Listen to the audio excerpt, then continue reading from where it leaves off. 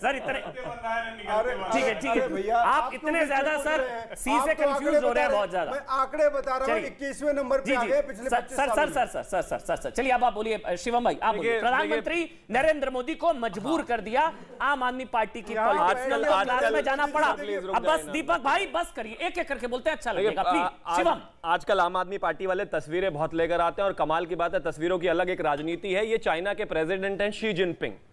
अरविंद केजरीवाल ने इन तक को भी मजबूर कर दिया क्लासरूम में जाकर लोगों को दिखाने के लिए, चेक करने के लिए। उसके बाद ये बराक ओबामा, ये भी मुझे लगता है आम आदमी पार्टी के प्रेशर की वजह से ही अपने स्कूलों में जाते हैं। उसके बाद ये कलाम साहब हमारे राष्ट्रपति, ये भी शायद अरविंद केजरीवाल की वजह से ही जाते हैं स्कूलों में। और ये हमारे देश के प्रधानमंत्री।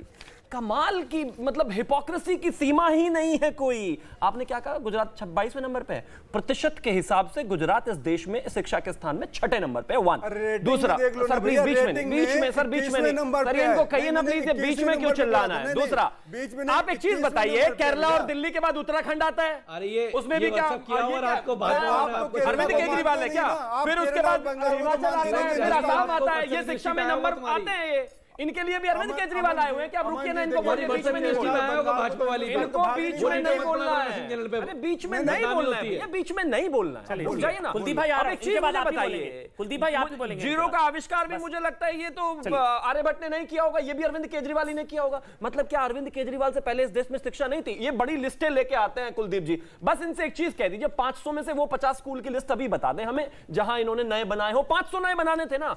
इस देश को बनाने के लिए झूठ, उसको छुपाने के लिए उससे बड़ा झूठ, उसके छुपाने के लिए उससे बड़ा झूठ। इस देश के प्रधानमंत्री गुजरात मॉडल को देखने के बाद ही देश में आए हैं। और आपका मॉडल इस देश के बहुत सारे राज्यों ने देखा है।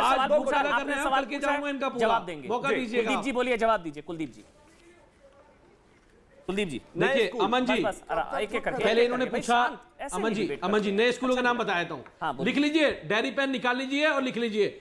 Senior secondary school Dwarka sector phase 2, senior secondary school Dwarka phase 2, senior secondary Madanpur Khadar, senior secondary Madanpur Khadar दूसरा, और Hastsal village, senior secondary Rohini, senior secondary Rohini 2, senior secondary Rohini 3, senior secondary Rohini 4, Kalkaji Dwarka, senior secondary Rohini, Kalkaji Dwarka में स्कूल ही नहीं था इनसे पहले। एक में देखिए ये लिस्ट लेके आओ, नया बताना है, लिस्ट लेके आओ। एक काम करिए, उनको पूरा पढ़ने दीजिए, फिर अपना पक्ष बोलिए, अच्छा लगेगा। नए स्कूलों की लिस्ट, हाँ बोलिए, और सुनो कर लीजिए आप। तुम्हारे गौरव भाटिया तो भाग गए थे, एक बार गौरव भाटिया तो भाग गए थे।